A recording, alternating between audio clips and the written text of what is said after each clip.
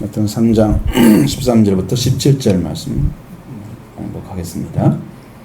이에 예수께서 갈릴리로부터 요단강에 이르러 요한에게 세례를 받으려 하시니 요한이 말려 이르되 내가 당신에게 세례를 받아야 할 터인데 당신이 내게로 오시나이까? 예수께서 답하여 이르시되 이제 허락하라. 우리가 이와 같이 하여 모든 을을 이루는 것이 합당하니라 하시니 이에 요한이 허락하는지라. 예수께서 세례를 받으시고 곧 물에서 올라오실새 하늘이 열리고 하나님의 성령이 비둘기같이 내려 자기의 임하심을 보시더니 하늘로부터 소리가 있어 말씀하시되 이는 내 사랑하는 아들이요 내 기뻐하는 자라 하시니라. 아멘. 예수님이 사역을 하시려고 합니다. 예수님의 공생의 사역은 대략적으로 3년에서 3년 반이라고 얘기합니다. 그리고 이제 사생에는 30년 정도 사시고, 근데 성경에 기록된 내용 대부분은 공생애 동안에, 공생애라는 것은 전체 인류를 위해 살아간 시간들을 얘기하는 것이죠. 그 생애 동안에 했던 행하셨던 말이나 여러 가지 이제 이적들, 십자가 부활까지 다 포함해서 기록이 되어져 있는 거죠. 그래서 예수님이 이제 마지막 사역을 하기 직전에 무엇을 하시느냐? 세례를 받는 일을 하시는 거예요. 세례를 받으시는 일이 중요하죠. 중요한데 왜 세례를 받으시고 예수님이 공생애를 시작하시느냐라는 거예요. 거기에는 여러 가지 목적이 있습니다. 여러 가지 목적이 있는데 요한의 세례를 받으러 오셨지요. 일단 요한에게 세례를 받는다고 하는 것은 이 성경에 기록된 말씀을 그대로 이해를 하면 되죠.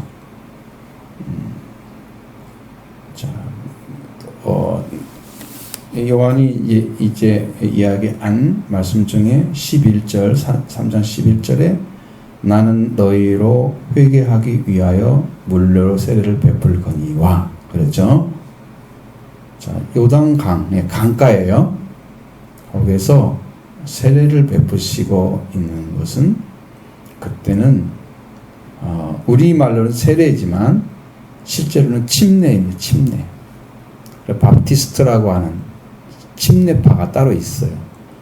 왜냐하면 성경에 이야기하는 내용들은 강에서 하는데 물을 뿌리겠냐 그 말이야. 물을 뿌려 여기 강이 아닌 것처럼 할 필요가 없죠. 물이 그렇게 많은데 물을 뿌릴 필요가 없잖아. 침례라는 것은 안에 들어간단 말이야. 가라앉는단 말이죠. 들어갔다가 나오는 예시예요. 그러니까 침례가 맞죠. 근데 기독교가 성장하에 가면서 강가에 가서 모든 사람들을 똑같이 침례로 예식하기가 너무 힘들어지니까 이것을 줄여서 하는 방식을 이제 찾기 시작한 것이 이제 세례란 말로 바뀌어진 거예요. 원래 침례란 말이 맞는 거예요. 우리가 침례교가 아니지만 침례가 맞아요. 성경대로 가르쳐주는. 그래, 그것이 맞고 우리란 말은 세례란 말을 썼어요. 그럼 씻는 예식이잖아요. 침자는 이게 가라앉는다는 의미예요. 물속에 물에 들어갔다가 나온다는 예식이에요. 그러니까 물에 들어갔다 나온다 하는 것은 물에 들어갈 때는 사람은 물 속에 살아갈 수 있는 사람이 아니 존재가 물은 우리에게 씻는 것을 도와주고 하는 거죠. 그런데 이제 물에 들어가지 않고 씻게 되면 몸만 씻을 수 있잖아요. 근데 물에 쏙 들어가서 이것은 씻는다는 의미보다도 죽는다는 의미가 더 큰 거예요. 씻는 게 아니고 죽는 거예요. 세례라고 하는 의미를 찾아낼 수 있어요. 이제 그 문제가 이제 세례 문제가 있고요. 그 세례를 누구한테 주느냐? 그러면 내가 너희를 회개하기 위하여 물로 세례를 베풀었다. 그러면 회개하기 위하여 베푼 세례는 회개해야 될 사람이 와야 되잖아요. 회개할 필요가 없는 분이 오셔서 세례를 받을 필요가 없으신 거죠.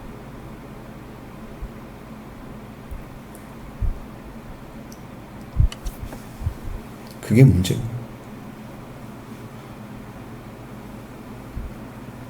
요한도 회개를 시켜서 하나님께 나아가는 길을 찾도록 그들을 도와줄 수는 있지만 그들의 죄를 사할 수는 없었던 거죠. 죄 사함을 주시는 분은 예수 그리스도 하나님만 주실 수 있습니다. 창조물, 창조된 창조물은 줄 수가 없습니다. 창조주만 줄 수가 있는 거죠. 그러니까 요한은 예수님께 세례를 줄 수가 없어요. 예수님이 하나님의 아들, 하나님 자신이면서 하나님이시면서도 인간이셨기 때문에 세례가 필요했을 수 있는데, 그런데 이제 죄가 없으시면 회개할 것이 없잖아요. 히브리서 여러 곳에서 예수님은 죄는 없으시니라. 죄는 없으시니라. 죄가 없으신 분이 세례를 받다고 회개할 필요가 없는데 회개하라고 하셨다? 그러니까 이게 안 맞기 때문에 세례를 줄 수가 없는 거예요. 세례 요한도 예수님이 죄가 없음을 알고 있는 거고, 예수님이 불과 성령으로 세례 주실 분인 것도 알고 있는 거고, 그러니까 성령으로 세례 주실 분이 물 세례를 받는다? 라는 것은 필요가 없었던 거예요. 할 필요가 없었던 거죠. 그런데 왜 세례를 받으러 오셨을까?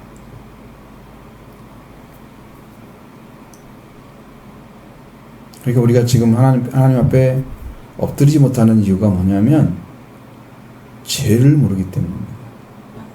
죄를 지으면 어떤 대가가 치루어지고 죄가 있음으로 인해서 어떤 결과가 오고 죄가 나를 어떻게 망쳐가는지를 모르기 때문에 죄에 대한 심각성이 없어요. 그러니까 죄를 고백하고 죄를 사러 오셔서 죄를 용서하시는 그 예수 그리스도 앞에 죄를 고백하지 않고 있는 것이죠. 얼마나 심각한 문제인가를 모르고 있는 거예요. 치명적인 건데,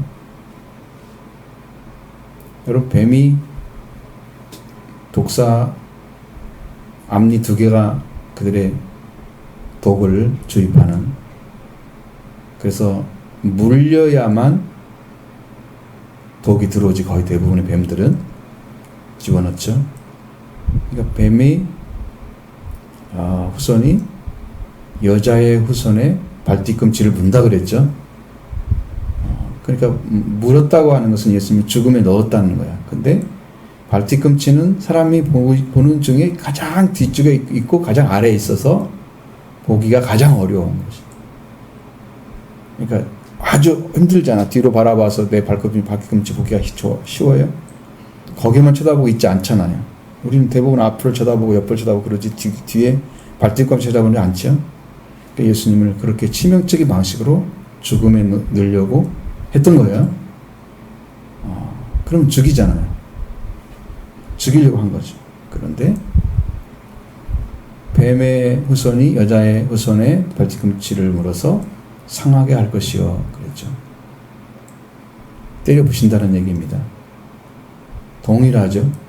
여자 후손은 뱀의 머리를 쳐서 상하게 할 것이요.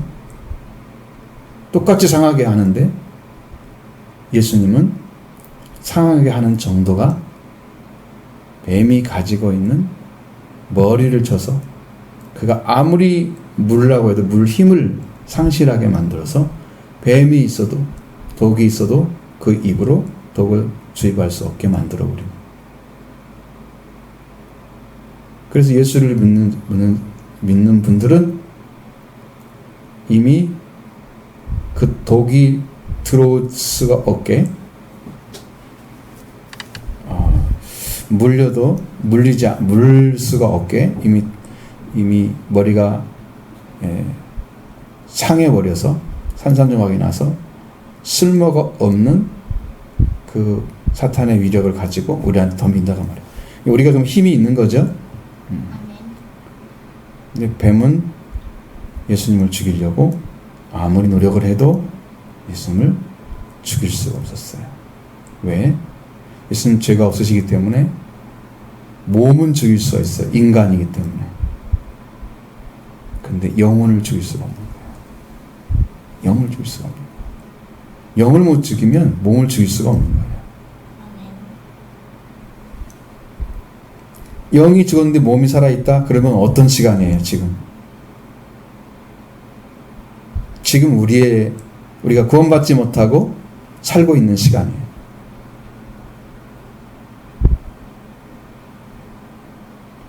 영은 살았는데 몸은 죽었다? 그러면 부활될 사람이에요. 부활이 지금 준비된 사람. 영은 살아있었기 때문에. 그런데 이 땅에 죽을 때 영도 죽고 육체도 죽었다? 그럼 영벌을 받을 사람, 지옥에 갈 사람. 세 종류 나타나는 거죠. 그러니까 예수 그리스도는 죄가 없으시기 때문에 치명적으로 죄를 통해서 영혼이 죽는 일은 없단 말이죠. 몸은 죽여도 영은 죽을 수가 없는 거잖아요. 그 하나님을 두려워라고 예수님 말씀하셨죠. 예수님은 그렇게 사신 거예요.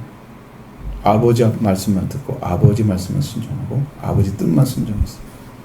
그러니까 들려오는 말씀을 전하고 자기 말은 섞지 않았어요. 철저하게 아버지 중심으로 살으셨기 때문에 예수님은 죄가 없으시면서 아버지 뜻만 순종했다. 그러니까 죄가 없으시면 씻는 것도 필요가 없으세요. 씻는 것도. 자, 여기에 나타나는 세례 요한이 이제 말리는 장면이 나옵니다. 내가 당신에게 세례를 받아야 할 건데 당신이 나에게 오십니까? 라고 묻습니다. 세례 요한이 예수님과 자신의 차이가 얼마나 큰가를 알고 있었던 거죠. 앞에 전한 것처럼 나는 회개하게 하면 물로 세례를 베풀거니와 내 뒤에 오신 이는 능력은 나보다 크시다 많으시니 나는 그의 신을 들기도 감당한다. 신발 하나 흰컬이 갖다가 그 앞에 놓는 것도 못하겠다는 거야. 얼마큼 능력이 차이가 나는지. 여러분 심부름꾼도 격이 있어요. 여러분 비서 같은 사람, 대통령 비서면은 엄청난 힘을 갖게 되잖아요. 대통령이 준한 힘은 아니지만 대통령을 도자하는 사람으로서 함부로 대할 수 없는 부분이 있죠. 비서실장이 굉장히 강력한 힘을 가지는 건데, 자, 예수님을 도울 수 있는 사람으로 세웠다고 하면 세례 요한이, 예수님을 전한 사람이라면 이미 세례 요한이 가질 수 있는 위치가 엄청난 거죠. 살아서 메시아를 이분이라고 전할 수 있는 그런 위치까지 세워졌기 때문에 엄청난 거죠. 그럼에도 불구하고 그는 그 위치를 세워주심에도 불구하고 나는 신발 한 컬이도 놓을 수가 없는, 신발 갖다 놓는 사람들은 노예였기 때문에 당시에 종으로 쓰임받는 노예들이었기 때문에 그러한 것도 할 수가 없는 정도의 차이다 나하고는. 그러니까 굉장히 정확하게 이해를 했어요. 자신을. 그래서 신들기도 감당할 수가 없는 정도. 그분한테 자기가 세례를 받아야 맞는 거죠. 세례를 받아야 맞는 거지. 어찌 당신 나한테 세례를 받으러 오십니까? 라고 말을 하고 있는 거예요. 또 성령과 불 세례 주실 분이라고 하는 것은 이미 죄가 없기 때문에 성령과 불로 세례를 주실 수가 있어요. 죄가 있는 분은 성령과 불로 세례 못 줘요. 성령이 임하지 않습니다. 그런 일이 벌어지지 않습니다. 하나님이 오셔서 일을 하지 않으십니다. 그래서 그런 이야기를 하는 거예요. 그러니까 예수님은 이 세례 요한이 무엇을 이해하고 있는지를 지금 알아야 되잖아요. 정확하게 알려주기 위해서 말씀하신 이래 허락하라 우리가 이와 같이 하여 모든 의를 이루는 것이 합당하니라. 여기에 단어 중에 우리란 단어가 중요한 단어입니다. 예수 그리스도와 세례 요한은 성경에서는 마지막 선지자라고 얘기하고 있습니다. 구약의 의죠. 구약의 의로움은 회개하고 돌아오는 자를 가리키고 있습니다. 말씀을 불순종해서 죽었던 자들에게 말씀을 주십니다. 율법을 주셔서 이걸 지키고 죄 가운데 들어가지 마라. 더 이상 죄를 짓지 마라. 딱 경계를 줬어요. 그래서 더 이상 죄를 짓지 않는 그 자리를 지켜내는 게 의예요. 그래서 율법의 의는 뭐에 있어요? 행함에 있어요. 율법의 의는. 복음의 의는 믿음에 있어요. 근데 구약은 그렇게 해야 돼요. 왜? 여기를 안 넘어가려고 하면 이 말씀의 깊이보다는 말씀을 지키는 게 더 중요해요. 구약의 의를 세례 요한이 가지고 있는 거예요. 그러니까 세례가 지금까지 전파되는 이유는 세례라고 하는 세례 예식이 누구나 할 수 있는 어떤 부분이 있기 때문에 그런 거예요. 십자가를 지고 나를 따라오라. 근데 예수님이 십자가를 지는 사람은 있을까요? 없을까요? 나도 십자가에 못 박히고 싶어요. 십자가에 진짜 못 박혀서 할 수 있어요? 없죠? 할 수 없는 거죠. 난 십자가에 못 박혀 죽으면 그거 끝이죠. 다시 할 수 있는 부활이 없어요. 흉내낼 수 없는 거예요. 그것은 십자가를 치는 것은. 예수님이 된 십자가를 치는 것은 흉내낼 수 없는 십자가예요. 그런데 세례인은 지금도 세례를 주고 있잖아요. 하나님이 세운 자들이면 다 할 수 있는 거예요. 위치가 너무 다르죠?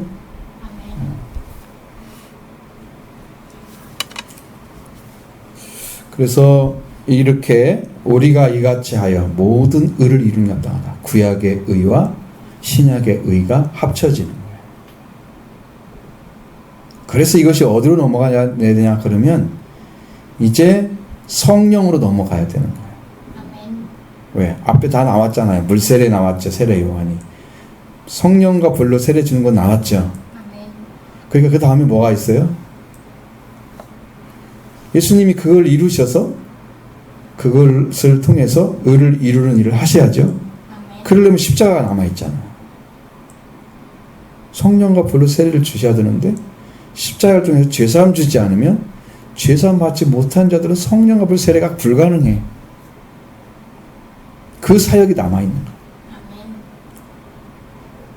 그게 남아있는 거예요. 예수님의 의로움은 피를 통해서 부활을 통해 주시는 의로움입니다. 세례 요한이 주는 의로움은 말씀을 지킴으로써 얻는 의로움입니다. 그러니까 그 말씀을 지키라고 명령하시는 것은 그걸 지킴으로써 진짜 얻어야 할 것을 얻어낼 때까지 갈 수가 있기 때문에 그런 거예요. 그럼 오실 리가 오시면 그 다음에 그걸 지킬 필요가 없게 되는 거죠. 율법은 그림자와 같다 그랬죠. 실체가 와버리면 그림자는 봅니까? 누가 그림자를? 안 보죠. 구약은 그림자와 같잖아요.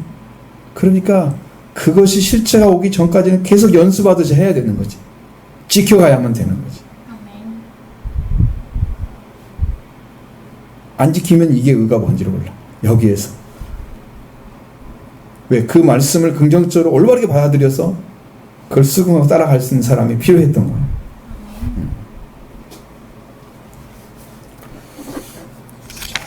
그렇게 다르단 말이죠. 그래서 이 의를 이루는 이 두 가지 의가 의를 모든 의를 이와 같이 모든 의를 이루는 것이 적합한 것이다 라고 얘기를 했습니다. 이게 세례 요한이 세례를 주는 이유예요. 구약의 의와 신약의 의가 합쳐지는 거예요. 그래서 이 구약의 의가 예수님께 오는 거죠. 그럼 예수님도 성경에 말하기를 내가 율법과 선지자를 폐하러 온 줄 생각하지 마라. 완전하게 하려고 왔다.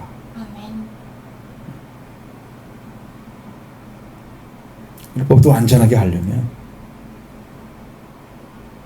여러분 이거 지켜서 잘했어? 이거 못 지켜서 너는 죄인이야? 이거 가려내려고 하시는 게 아니고 지키게 하는 것은 완전하게 만들고 지킬 수 없는 것들은 지킬 수 없는 것으로 폐해버리시고 그렇게 두 가지를 해서 이 땅에 크리스찬들이 구약적인 신앙을 가진 게 아니고 신약의 메시아 예수 그리스도를 믿음으로 인해서 율법을 완전하게 하는, 율법을 다 행한다는 뜻이 아니에요. 율법을 다 행한다는 것이 아니에요. 율법을 의로는 하나님께 인정받을 사람이 없다 그랬잖아요. 육체로는 율법의 의를 이룰 수가 없다. 그러니까 그것을 행해서 얻는다는 의미가 아니고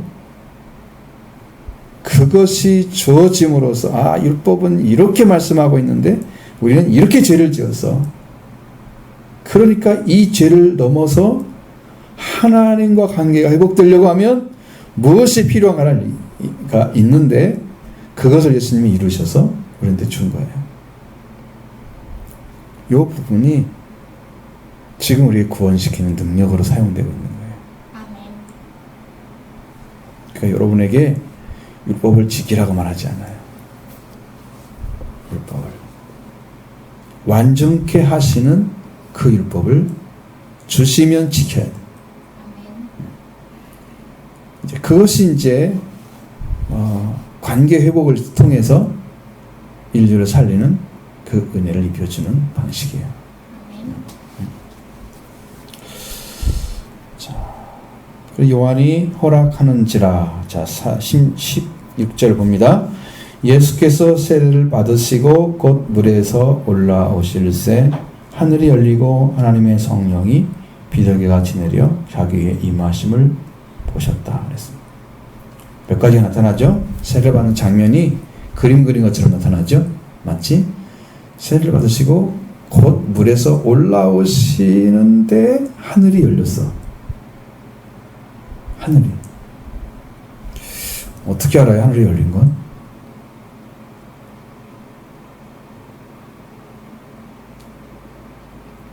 그 다음에 예수님이 뭘 보시냐면 하나님의 성령이 비둘기같이 자기에 내려오신 것도 보셨어요. 하늘이 열린 것도 알았는데 성령이 내려오는 것도 봤다고 말해요. 하나님의 성령이. 예수님이. 그러니까 이렇게 정확하게 하나님이 일하고 계신 것을 알 수 있는 분은 하나님 아들, 아니 하나님이 아니면 알 수가 없습니다. 하늘이 열리는 것은 여러분 성령을 받으면 하늘이 열립니다. 하늘이 열린다는 의미는 여기서는 다르게 우리에게 필요한 것은 뭐냐면 하나님 나라가 임재하는 거예요. 하나님의 왕국이 여러분에게 내려오는 거예요. 하나님이 우리한테 오신다는 거죠. 삼일째 하나님이 오시는 거죠. 여기 보면 한꺼번에 삼일째 하나님이 나타나잖아요. 하늘이 열렸다고 하는 것은 하나님이 예수 그리스도를 집중하셨다. 그런 의미죠. 하늘 문이 열리고 문 봤어요? 하늘 문 어떻게 생겼는지 봤어요? 그런 거 아니잖아요. 그냥 하늘이 열렸다는 것은 하나님이 보셨다는 거죠. 그 예수님의 행위는 하나님이 인정할 수 있는 완전한 행위를 가리키는 거예요. 예수님이 세례받는 것은. 열리고 하늘 열리고 하나님의 성령이, 자, 성령에 대해서 얘기할 때 종류가 많잖아요. 여러 가지 명칭을 사용하니까. 그러니까 성경에서는 뭐 성령이란 말도 쓰기도 하지만, 또 말씀을 얘기할 때는 진리의 성령 그런 말도 쓰기도 하고, 하나님의 성령도 쓰지만 아버지의 성령이라는 말도 쓰기도 하고, 아들의 영이라는 말도 쓰기도 하고, 예수의 영, 그런 말씀 나오는데, 또 그리스도의 영, 다 한 영입니다. 구약에는 하나님 말씀하시는 여호와의 영 나오죠? 다 동일한. 그러면 여기 영을 주로 합치면 뭐가 되냐면 하나님, 예수 그리스도로부터 나오는 영이 성령이라고 할 수 있습니다.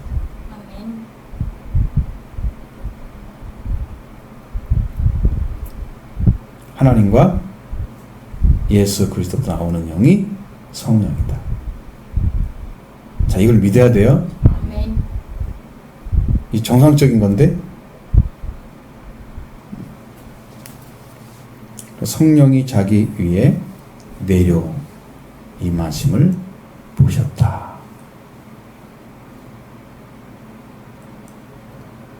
자, 예수님은 하나님의 영을 받으신 거죠. 하나님의 성령을 받으신 거예요. 당신이 영을 줄 수 있는 분인데 왜 영을 받아요? 그분이 영을 받아서, 아버지께 받아서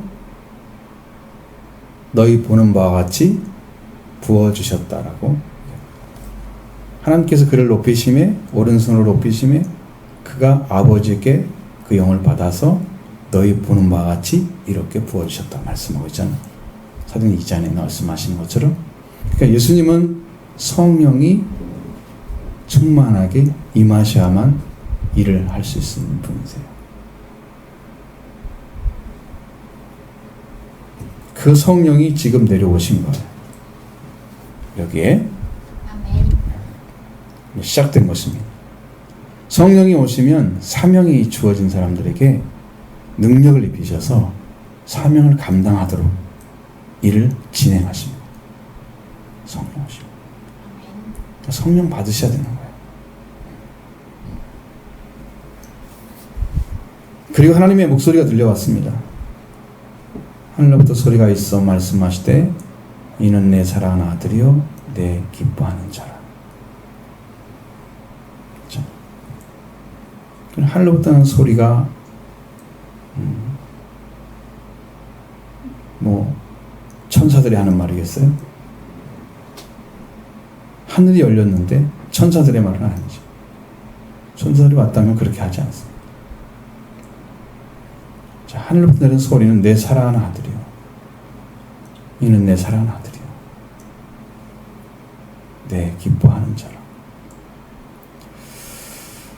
여러분, 아들 중에 하나님께서 독생자라고 말씀하시는 아들이 하나로 표현되고 있습니다. 그렇습니다.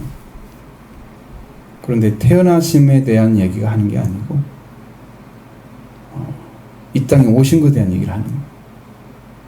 예수님은 창세 전에 이미 계셨던, 그리스도로 계셨던 분이십니다. 그러니까 그분은 우리가 이 없었던 아이가 잉태를 해가지고 태어나는 그런 것이 아니고 이미 계셨는데 여자의 몸을 통해서 이 땅에 태어나신 거예요. 아멘. 이 땅에 오신 거예요.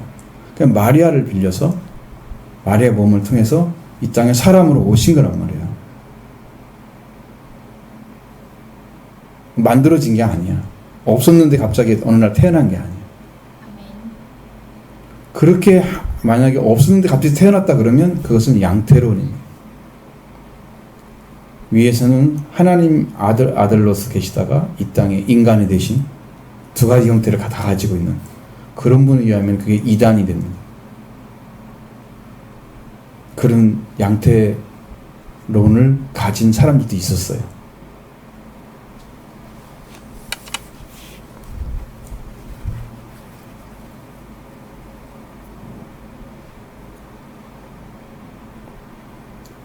그래서 그 사람들은 어떻게 얘기하냐면 계시지 않았는데 사람으로 태어나셔서 하나님께서 이 요한의 세례를 받고 선택을 받은 거다. 그래서 하나님 아들이 됐다. 라고 얘기를 하는 거죠. 하늘에 있다는 얘기를 하는 게 아니에요. 선택을 받으셨다는 거죠, 예수님이. 그런 이단적인 사람들이 많이 있으니까 여러분 성경을 성경대로 이해하려고 하면 바로 하늘에다 들려오는 소리는 아들이라고 하는 말을 쓰잖아요. 아버지밖에 아들이라는 말을 쓰지 못하죠. 어떤 사람이 감히 예수님은 아들이라고 그래요, 자기. 못하죠. 그러니까 아들이라 일컫는 분은 하나님밖에 없는 거죠. 아버지. 아버지가 말씀하신 거예요. 그래서 그 아들이 바로 내 사랑하는 아들이요. 내 기뻐하는 자라. 이렇게 된 이유가 뭐냐면 왜 아들이 되시고 기뻐하는 자 되셨을까? 예수님은 지금 하나님께서 이 땅에 보내셔서 자기 보좌의 그 영광의 보좌 하나님의 나라에 그 보좌를 지금 일단은 포기하시고 내려오신 거예요. 그렇기 때문에 영광스러운 아들이 아니야. 참 슬픔의 아들이야. 엘리야나 사박단이 했을 때 아무 소리도 안 했잖아요. 예수님이 십자가 못 박혀서 하는 소리죠. 어째 나를 버리시냐고 소리쳤는데 아무 말도 못하신 하나님. 너무 슬퍼서 말씀을 하실 수 없는 하나님. 그게 아버지이기 때문에 그런 거예요. 그런데 왜 이렇게 죄인도 아닌 아들이 세례를 받아서 죄인처럼 회개하는 자리에 서서 들어가셨는데 하나님은 왜 내 사랑하는 아들이라 내 기뻐하는 자고 하시느냐 말이에요. 이게 다 이러냐는 거야.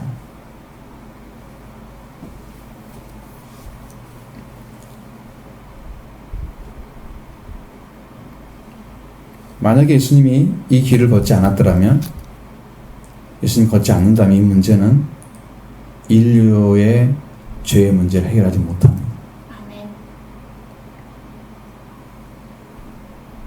예수님이 죄인이 아니면서 죄인으로 들어가서 자기가 사람임을 가장 먼저 증거하는 가장 중요한 사건입니다. 사람입니다. 하나님이시면서 사람인 것을 증거하는 가장 중대한 사건입니다. 아멘. 왜? 이것이 아니면 안 되기 때문에. 사람으로 마귀를 대적해서 이겨야만 마귀를 사람이 이긴 게 되는 거예요. 아멘. 그러면 인간은 다 타락을 했기 때문에 마귀와 싸워서 이길 사람이 아무도 없는 거죠. 그럼 마귀 대항자가 없죠? 인간은 이미 의가 없기 때문에 타락을 해서 하나님 관계가 세워진 게 다 끊어졌단 말이에요. 죄인이란 말이죠. 그 죄인이 마귀와 싸워가지고 맨친단 말이에요. 이건 이길 수가 없는 거야. 그러니까 죄가 없는 사람이 필요한데 하나님이 그 아들을 그렇게 보내셔서 죄가 없는 자로 의를 이루는 그 분으로 세우셔서 사람을 통해서 마귀를 이기게 하시고, 그리고 여자의 후손, 그러면 여자에게 태어난 사람이어야만 하잖아요. 그 예수님이 다윗의 계보를 이었던 요셉의 후손이 아니고 육신으로는 혈통만 그렇게 연결되어져 있지 실제로는 요셉과 마리아 사이에 아무 관계가 없는, 정혼이라는 말을 우리라면 약혼이라는 말을 쓰긴 하지만 그거 조금 다른 말인데, 그렇게 해가지고 둘 사이에 아무 관계도 없이 성령으로 잉태돼서 태어나신 것입니다. 죄가 없이 태어나면 되기 때문에 남자가 필요 없던 거죠. 남자로 해서 태어나면 죄가 있는 거예요. 자꾸 다윗이 그렇게 얘기하잖아요. 어머니가 나를 죄 중에서 잉태하였나이다. 남자를 통해서 태어난 자식들은 다 죄인인 거예요.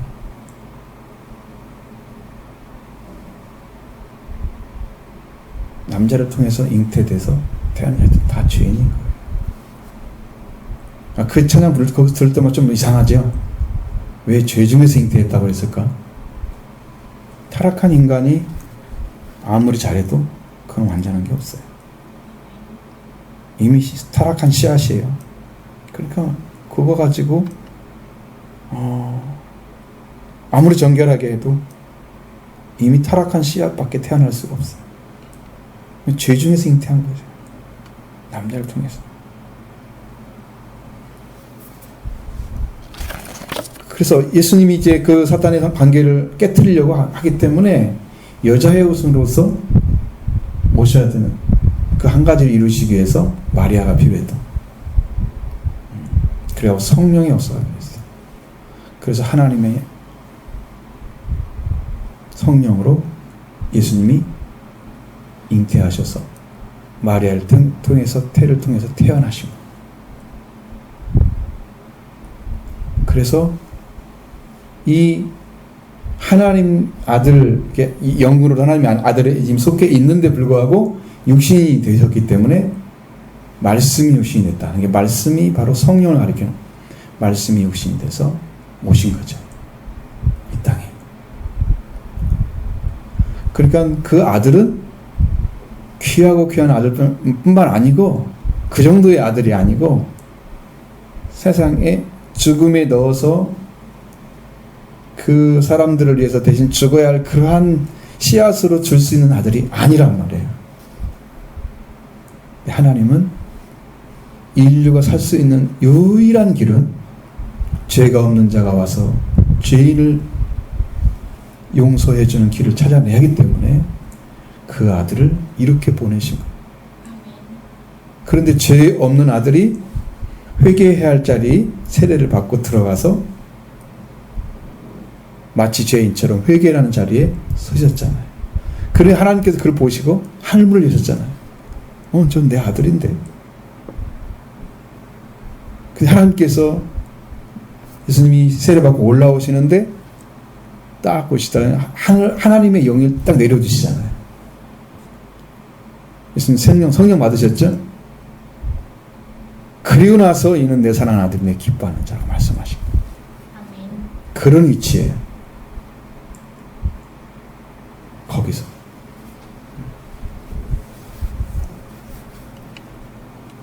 그래서 예수님은 하나님을 사랑하는 아들이에요. 내 사랑하는 아들이에요. 아버지가 인류를 살리는 오직 유일한 방식으로 죄가 없는 아들을 보내셔야만 되는 그 상황이 왔기 때문에 주신 거예요. 하나님 얼마나 아프시겠어요?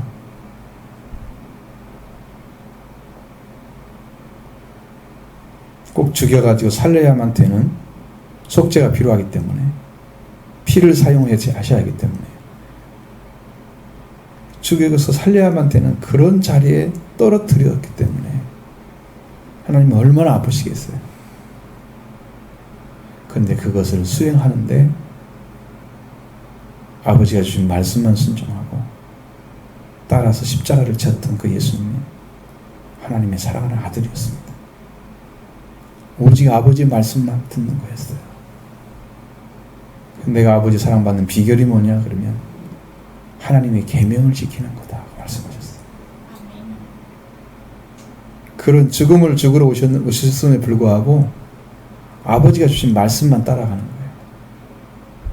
그게 무엇인가는 저는 알겠어요. 그 말이 어떤 이치에서 지금 말하고 있는 것도 알겠어요. 얼마나 그게 완전한 것도 저는 이해가 돼요. 충분히 믿어져요. 왜 그렇게 말씀하실까도 이해가 다 돼요. 그렇게 아버지의 절대적인 명령에 순종해서 예수님이 아버지의 원하시는 인류의 멸망을 구원시키시는 그 일을 행하신 일을 감당해 주셨기 때문에 바로 그렇게 하러 온 아들이 내 사랑하는 아들이야. 지금 그 얘기를 보여주는 거예요. 이 아들은 나를 기쁘게 하는 아들이야. 기쁘게 하는 자야. 그래서 그 아들이나 그 아들이 가지고 있는 속성을 아버지는 너무 잘 아시는 거예요. 아마 여러분들이 부모들이 모르겠어요. 저희 아버지 어머니도 그렇게 생각하실지 모르지만 저 아들은 이런 속성을 가지고 있고 이런 생각을 가지고 있고 이러기 때문에 이면은 너무 아름답고 좋아. 속도 깊고 생각도 깊고 이 아이는 이런 면이 좋아. 이렇게 이 좋은 면을 사랑해주는 사람을 만났으면 좋겠다. 이 좋은 걸 다 가지고 있는데 그 좋은 건 다 무시하고 마구잡이 대하는 그런 사람 안 만나고 그런 마음이 있을 수 있잖아요.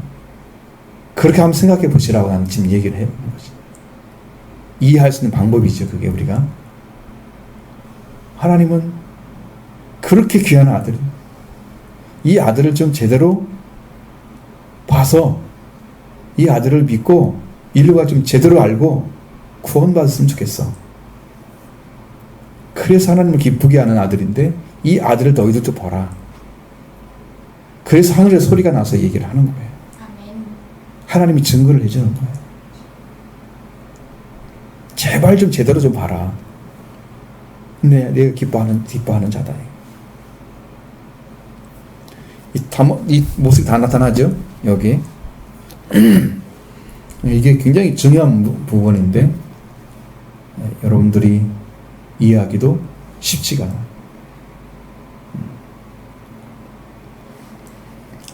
그래서 우리가 이 말씀 통해서 무엇을 생각해야 되느냐? 우선 우리의 세례를 바라봐야 되는 거죠. 아멘. 우리의 세례는 예수님처럼 한 번의 세례를 통해서 성령 세례까지 올 수 있는 사람은 아무도 없다. 아무도 없다는 거죠. 근데 제가 이런 말은 들어봤어요. 세례 예식을 하다가 성령 받은 사람을 봤어요. 거의 불가능한 굉장한 위치. 성령 체험을 했다 그랬지. 이제 성령 세례라고 하면 체험의 의미인 거지 성령 충만을 해서 말씀을 전하는 위치를 세운 건 아니죠. 예수님은 이 성령을 받고서 뭐래요? 바로 사역에 들어가죠. 예수님은 지금 사역을 들어가는 성령이고 그렇게 받은 사람은 성령을 체험했다고 하는 거예요. 그렇게 말하면 한 번 어떤 분인가 알려준 거예요. 얼마나 기쁘고 감사하고 은혜가 넘치는지 아시죠? 그거 찾아냈다 이 말이에요. 근데 예수님의 세례와 똑같다고 말하면 안 되는 거예요. 죄인이 그거 받았다고 해서 그렇게 해서 완전한 게 아니에요. 굉장히 좋은 증거가 될 수 있어요. 내가 여기서 성령 세례를 들을 때 삼천동 교회에서 있을 때 그 강단도 지금 저쪽 보면 남원 아바드 선교교회라는 그 목사님이 옛날 쓰던 그 강단을 가지고 갔단 말이야. 지금 그 기억이 나. 여기 이제 PX처럼 이렇게 써 있단 말이야. 여기 앞에가. 그 예수 그리스도를 지금 상징하는. 그리고 그 나무로 되어 있단 말이에요. 이런 아니야. 그게 아니고. 근데 거기에 딱 섰을 때 그 나무로 된 이렇게 자리도 있어요. 이렇게 세워놓는 자리도 이렇게 해서 조금 올라가죠. 이렇게. 이것이 조금 높았던 거예요. 지금 참 좋아요. 네, 좀 높았던 거지. 딱 서는 순간에 성령이 내려오셨어요. 물론 그런 과정들이 다 있죠. 근데 그 역사를 하나님이 하시잖아요. 그러면 어느 교회에서 성령을 내려오는데 목사가 강단에 섰을 때 성령이 임했다 이런 말은 들어본 적이 없을 거예요. 전무후무한 일이죠. 아마 우리 교회는 그래서 차후에 오순절을 경험하는 교회가 되도록 하나님께서 그런 교회를 만들어 주시지 않을까 싶어요. 아멘. 그건 제 확신이고 하나님도 그걸 약속하셨습니다. 아멘. 그래서 요새 기도 와서 기도할 때마다 하나님 아시죠? 여기서 회개가 나타나게 하시고 이 자리에서 죄사함이 있게 하시고 아멘. 이 자리에서 성령 받는 데서 나타나게 하옵소서. 아멘. 그래서 속히 신부의 교회가 되도록 은혜 베풀어 달라고 아멘. 그 기도를 하고 있죠. 그래서 우리가 마지막으로 주님께서 행하셔야 할 교회의 거룩한 모습을 찾기 위해서는 이 예수님이 걸어가신 길을 잘 보셔야 되고요.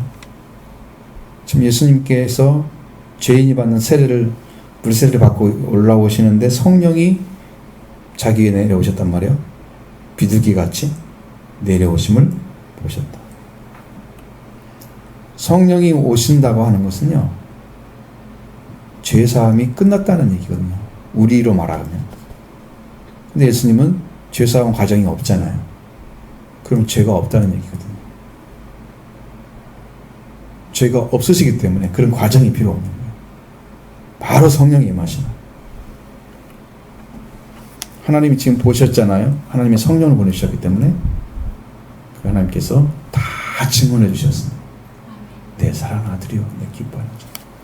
그러니까 예수님이 이 땅에 의를 이루시기 위해서 최후로 들어가는 길이 십자가의 길인데 그 십자가의 길이 이 세례를 통해서 시작된 거예요. 아멘. 그래서 내 사랑하는 아들이 내 기뻐하는 자라. 이 마지막 사역이 너를 통해서 이루어질 거다. 그 예수님 하신 일 지금 여기서 말씀하고 있는. 그래서 사랑하는 아들이 기뻐하는 자가 된 거예요. 그러니까 여러분에게도 예수님의 이 시작이 들어가셔서 말씀을 전하고 있잖아요. 아멘. 그러면 세례 요한을 통해서 증거되신 예수님, 세례를 통해서 회개를 하고 내 뒤에 오시는 이는 물세례와 연결되어서 성령과 불로 세례를 주실 그 세례를 받는 그분에게로 가야 된다 이 말이죠. 아멘. 근데 그 가야 되는데 그 중간에 사람이 죄를 지었는데 죄가 있는 걸 알았어. 회개를 하러 왔어. 회개를 했으면 죄를 지은 것을 용서를 받아야 할 거 아니야. 여기는 너희로 회개하기 위해서 베푼 거지 죄사함을 주는 건 아니란 말이에요. 죄사함을 얻게 하는 회개라는 말은 있어요. 그건 죄사함을 준 게 아니고 죄사함을 얻게 하기 위한 세례의 모습이란 말이죠. 물세례가 그거야. 그러면 성령을 받아야 되는데 예수님께 가가지고 그 성령을 받아야 할 그 중간의 위치가 예수님이 지금부터 시작해서 십자가에 매달리시고 죽으시고 부활할 때까지가 달려있는 거예요. 아멘. 그것이 예수님의 죽으심의 세례고요. 죽음 후 세례. 그 예수님과 함께 세례를 받고 예수님의 죽으심과 아빠의 세례를 받고 예수님의 살리심과 함께 세례를 받고 그렇게 해서 우리가 부활되면 성령을 받는 거예요. 내가 죽고 내가 살려. 성령 세례는 그 위치예요. 성령 체험 같지는 안 돼요. 변화가 안 돼요. 그거 가지고.